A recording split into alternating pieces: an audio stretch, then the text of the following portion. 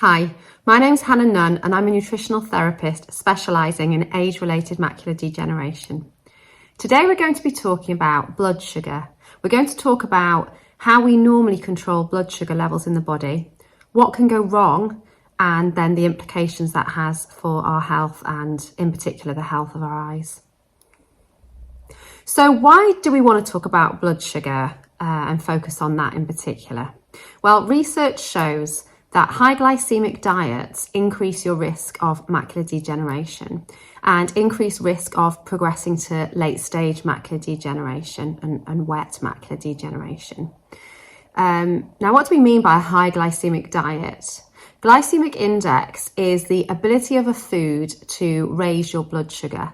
So foods that are high glycemic foods would be things like sugar and white refined flour. Those are the two main culprits, and they're found really commonly in the Western diet, the typical Western diet that is high in processed foods.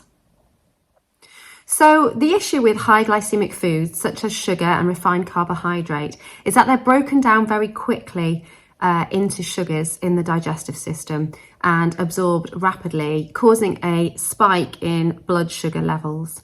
Now, blood sugar levels are damaging, so our body responds by releasing a hormone called insulin. Insulin's job is to bring blood sugar levels back down to a normal, safe level.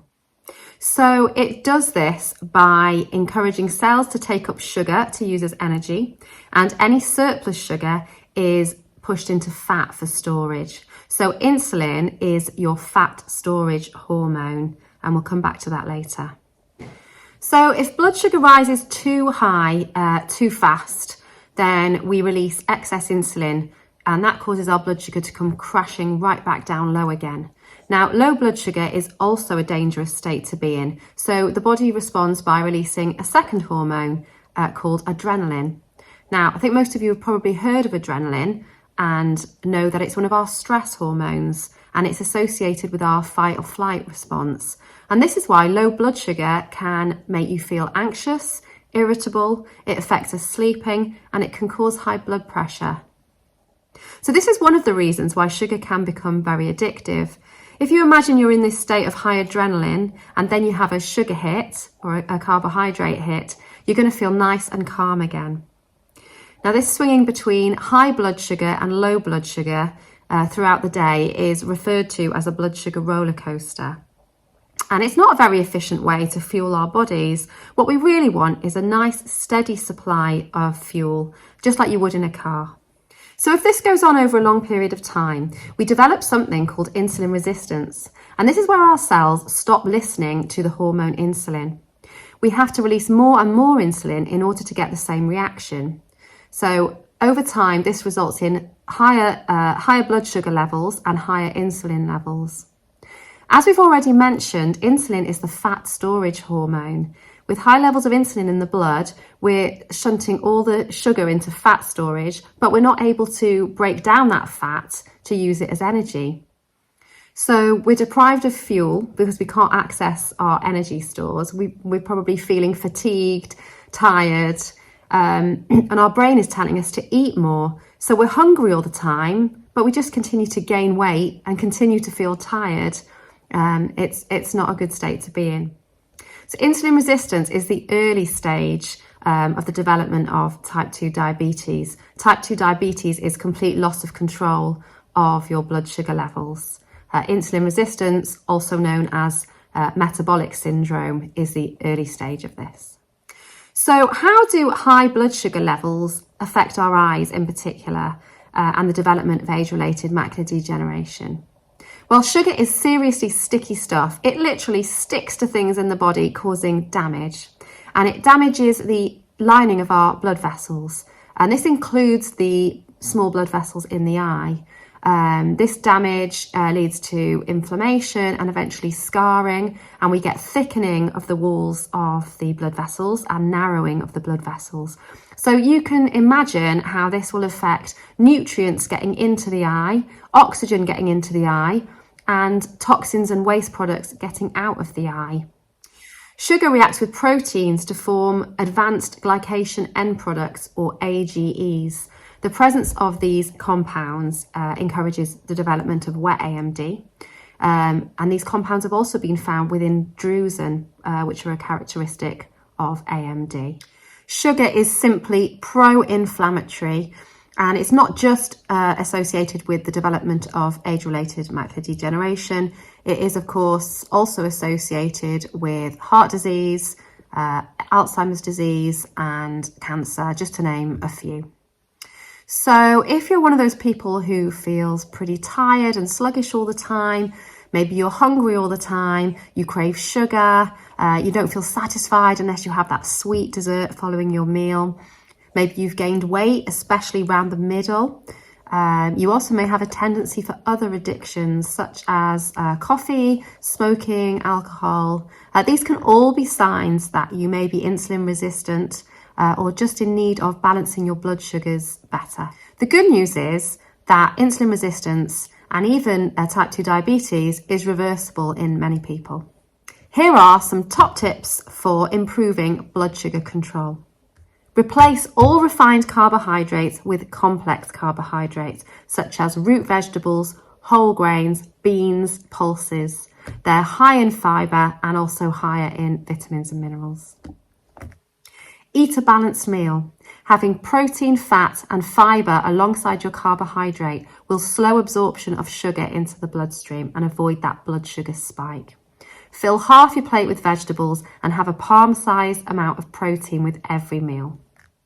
Aim to fuel yourself from healthy fats and fibre. Stay hydrated. Drink 6 to 8 glasses of water or herbal teas a day. Avoid a sugar rush by avoiding sweet drinks completely. Hydrate with water only. If you do have alcohol or something sugary, then don't have it on an empty stomach. Reduce caffeine. It's not all bad, but it can disrupt blood sugar regulation.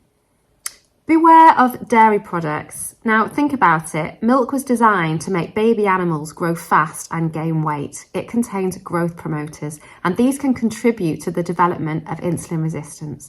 So keep it as an occasional treat. The safest forms are butter or even better, ghee for cooking with. Avoid diet or low-fat foods. Many low-fat foods are filled with sugars or sweeteners. Remember that healthy natural fats are a good source of fuel and they help us to feel satisfied when we eat. They also slow absorption of sugars into the bloodstream. Avoid artificial sweeteners. Many of them are highly toxic and they still induce the insulin response. Avoid vegetable oils, better described as seed oils. They are highly inflammatory and they cause insulin resistance. Certain nutrients are specifically needed for blood sugar control. So support nutrient deficiencies by eating a varied, balanced, whole food diet, and also consider taking a good quality multivitamin and mineral. To avoid a sugar rush, eat slowly.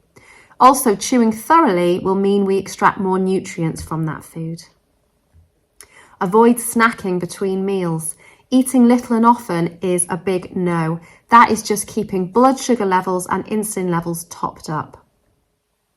Consider incorporating some sort of fasting into your weekly routine. As a starting point, begin to fast for 12 hours every night from 3 hours before you go to bed.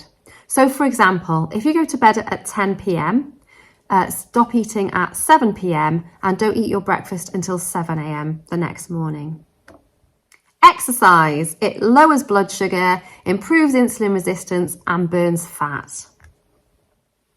Do all that you can to reduce chronic inflammation in the body. Chronic inflammation drives blood sugar up and high blood sugar drives inflammation. So you have a vicious cycle going on. Following on closely from that, reduce toxic load on the body. Toxins in the bloodstream affect our ability to control our blood sugar and it encourages weight gain. So for example, filter your water, eat organic where possible, clean up your beauty products and your home cleaning products, avoid eating out of plastic containers or drinking out of plastic bottles. Avoid unnecessary prescription drugs.